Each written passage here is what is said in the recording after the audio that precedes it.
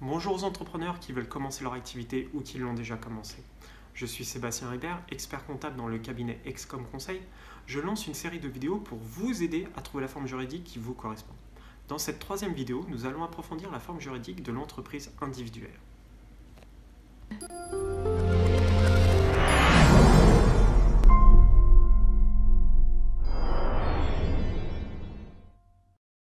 Toutes les activités peuvent être exercées sous ce régime, industriel, commercial, artisanal, libéral ou encore agricole.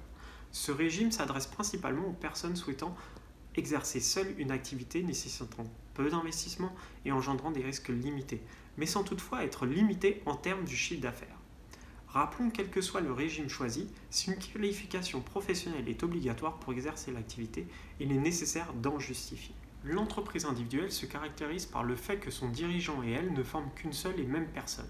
Cela entraîne plusieurs conséquences parmi lesquelles des modalités de constitution et de fonctionnement plus simples que dans le cas d'une société, une responsabilité illimitée, patrimoine personnel et professionnel de l'entrepreneur étant juridiquement confondu.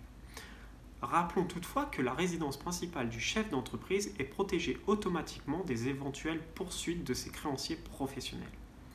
L'entrepreneur doit s'immatriculer auprès du registre de commerce et des sociétés si son activité est commerciale, au répertoire des métiers si elle est artisanale, au registre spécial des agents commerciaux pour les activités d'agent commercial. En cas d'exercice d'une activité libérale, aucune immatriculation à un registre n'est nécessaire. L'entrepreneur doit cependant déclarer son activité auprès de l'URSSAF. Quelle que soit son activité, l'entrepreneur individuel reçoit ensuite un numéro de sirène de l'INSEE. La demande se fait par l'intermédiaire du Centre de formalité des entreprises, CFE, compétent. Passons au niveau de la comptabilité de l'entreprise individuelle. L'entreprise individuelle tient une comptabilité plus complète, relative au régime du réel de l'impôt sur revenu. Attention, il y a des obligations différentes en fonction du niveau du chiffre d'affaires, que l'on appelle régime au réel simplifié ou au réel normal. Il faut tenir un grand livre, il faut tenir un livre journal, il faut faire un inventaire, il faut établir des comptes annuels à fournir à l'administration fiscale. Il y a le bilan, le compte de résultat et une annexe. Une entreprise individuelle est soumise au régime de la TVA. Elle collecte la TVA sur les ventes et elle les déduit sur ses achats. Néanmoins, une entreprise individuelle qui ne dépasse pas certains seuils peut bénéficier de la franchise de base. Les seuils de la franchise sont de 82 800 € pour les ventes, 33 200 € pour les prestations de services et les activités libérales. Soulignons également que l'entreprise individuelle ne subit aucune limite de facturation, contrairement à l'auto-entrepreneur. Passons au niveau de la fiscalité. La nature de l'activité permet de déterminer la catégorie des revenus. Pour les activités commerciales, industrielles ou artisanales, il relève des bénéfices industriels et commerciaux, le BIC. Pour le professionnel libéral et l'agent commercial, il relève des bénéfices non commerciaux, le BNC.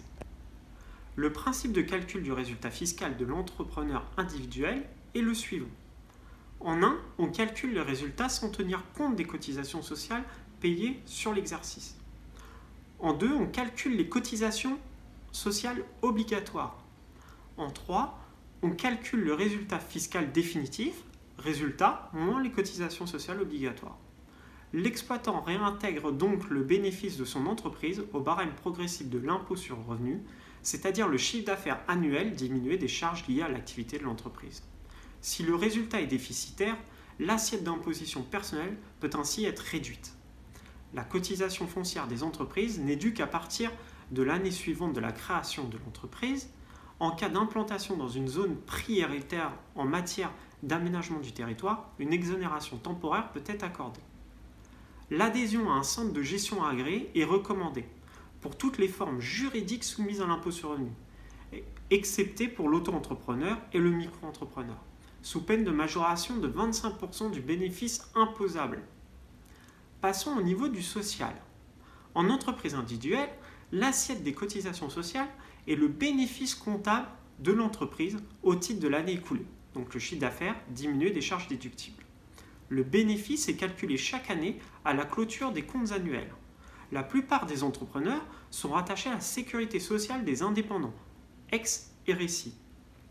La rémunération du dirigeant n'est ni déductible ni prise en compte pour le calcul du bénéfice de l'entreprise. Il s'agit en fait d'une avance sur bénéfice. Le taux des cotisations dépend de la profession exercée. Ainsi, les professions libérales ne seront pas soumises aux mêmes cotisations que les commerçants.